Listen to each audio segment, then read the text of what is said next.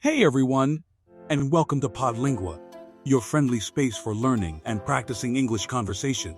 I'm Josh, and today I'm super excited to be joined by Sarah. Sarah, thanks for coming on. Hello, Josh. Thank you for inviting me. I am happy to be here. It's my pleasure, Sarah. You're doing great already. Just a tiny adjustment for next time. You could say thank you for inviting me, or thanks for the invitation, but your meaning was perfectly clear, and that's the most important thing. We're going to keep it simple today, focusing on introductions. Sarah, let's start with the absolute basics. Could you tell me your name and where you're from? Sure. My name is Sarah, and I am from Seoul, in South Korea. I lived there all my life. Excellent. Seoul is a fantastic city. I've heard so much about it. And it's great how you mentioned living there all your life. To make it sound even more natural, you might say, I've lived there my whole life, or I've lived there all of my life. It's a small difference, but it sounds very fluent. Now tell me, what's something you really love about Seoul? Is there a particular place or a type of food you'd recommend to someone visiting for the first time? Yes, Seoul is very dynamic. I love to walk along Han River in evening. It's beautiful. Also, the street food is very delicious, especially tteokbokki.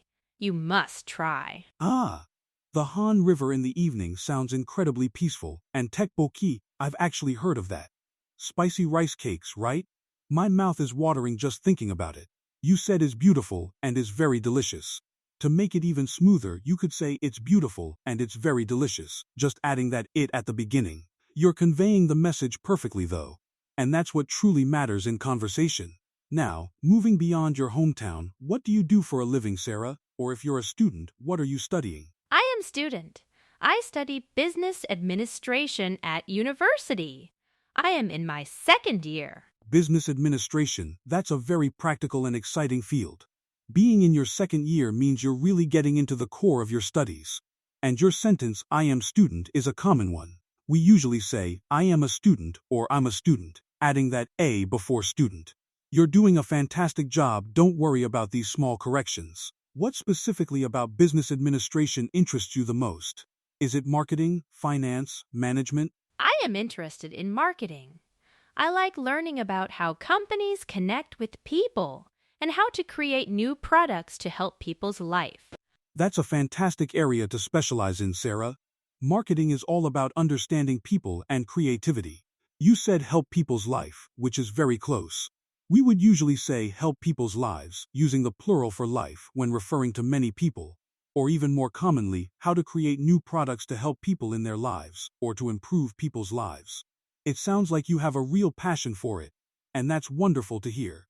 Do you have any favorite brands or campaigns that have really inspired you? Oh, that's a good question. I like the campaigns that are very funny or emotional. For example, I remember a campaign from a coffee brand that showed people starting their day and connecting with others. It made me feel warm. That's a perfect example of effective marketing, making you feel something. Those emotional connections are so powerful. And you explained it perfectly, no changes needed there at all. It's clear you're observing the world around you and how businesses interact with it. So, besides your studies and observing marketing campaigns, what do you enjoy doing in your free time, Sarah? What are your hobbies? In my free time, I like to read books, especially fantasy novels. I also enjoy to listen to music, mostly K-pop, of course, and sometimes I meet my friends for coffee. Fantastic. Fantasy novels are a great escape, aren't they? And K-pop is incredibly popular. I can definitely see why you'd enjoy that energetic music. Meeting friends for coffee is a lovely way to socialize too. You said I enjoy to listen to music. While people will understand you, a very common way to say this is I enjoy listening to music. Many verbs of liking or disliking, like enjoy, love, hate, are often followed by the ing ofengurio form of a verb. But again, you communicated your interests so well. And that's the main goal. What kind of fantasy novels do you usually read? Any recommendations? I like stories with strong female characters and magic. I just finished a series about a princess who discovered she has magic powers and must save her kingdom. It was very exciting reading. That sounds like a captivating story. Strong female characters and magic always make for a compelling read. And it was very exciting reading is a really good attempt to describe your experience. We would usually say it was very exciting to read, or it was a very exciting book. You're doing a fantastic job describing it though. It sounds like you were truly immersed in that world. Do you ever feel like escaping into those fantasy worlds helps you relax or think differently? Yes, absolutely. It helps me to relax and forget about my studies for a while. Sometimes the stories give me new ideas for marketing too, about how to build a world or tell a story. That's actually a brilliant point, Sarah. It's wonderful how your hobbies can unexpectedly connect back to your studies. Seeing how fantasy authors build worlds and narratives can absolutely teach you about creating compelling stories for brands. That's a very insightful observation. You're doing really well. Let's talk a little about your family if you don't mind sharing. Do you have a big family or are you from a smaller family? I have one older brother. He is a software engineer. My parents still live in Seoul. We are a close family. That's great. It sounds like a lovely close-knit family. And your brother being a software engineer, that's a very in-demand field right now. You introduced your family members very clearly and simply, which is perfect for an introduction. No changes needed there. Now, what about future plans?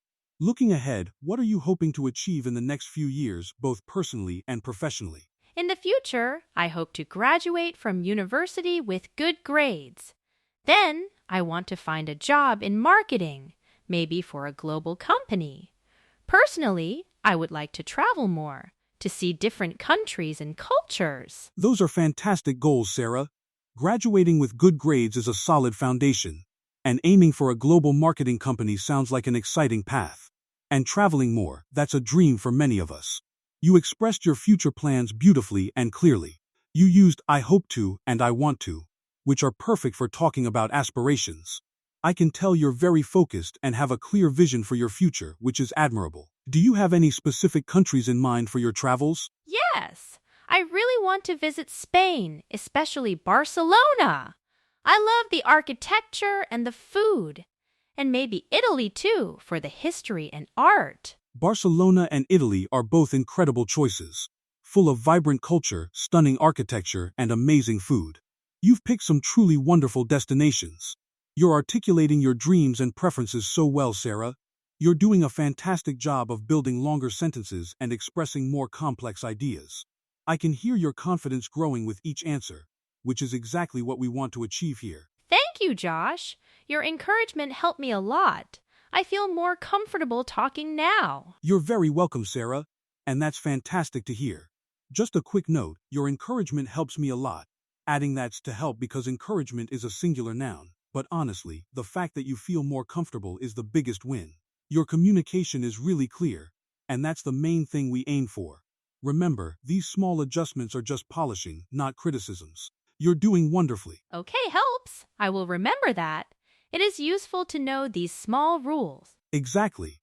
They're like little tools to make your English even stronger and more natural. And you're grasping them so quickly. So Sarah, just reflecting on our conversation about introductions, what do you think is the most important thing to remember when introducing yourself to someone new in English? I think it is important to be clear and friendly. Also, don't worry too much about perfect grammar. Just try to speak and let people understand you. And smile. That is absolutely spot on, Sarah. You've summed it up perfectly. Clarity, friendliness, not getting too bogged down by perfection, and a warm smile. Those are truly the keys to making a great first impression in any language. Your insights are excellent. You've shown today that practicing, even with a few gentle nudges, can really boost your confidence. You've done an amazing job today, moving from those initial hesitant responses to really opening up and sharing so much about yourself. It's been a genuine pleasure getting to know you. Thank you, Josh. I enjoyed this practice very much. I feel more confident to introduce myself now. That's exactly what I hope to hear, Sarah. And you should feel confident. Your English is already very good, and with continued practice and that great attitude, you'll just keep getting better and better. So, for all our listeners out there, remember Sarah's advice. Be clear, be friendly, and don't be afraid to speak. Practice makes progress. Sarah, thank you so much again for joining me today. It's been a fantastic conversation. Thank you, you, Josh. Goodbye, everyone. And that's all for this first episode on introductions. Keep practicing, keep smiling, and we'll catch you next time for more conversation practice. Please subscribe, like, and share to keep learning and enjoying. Bye for now.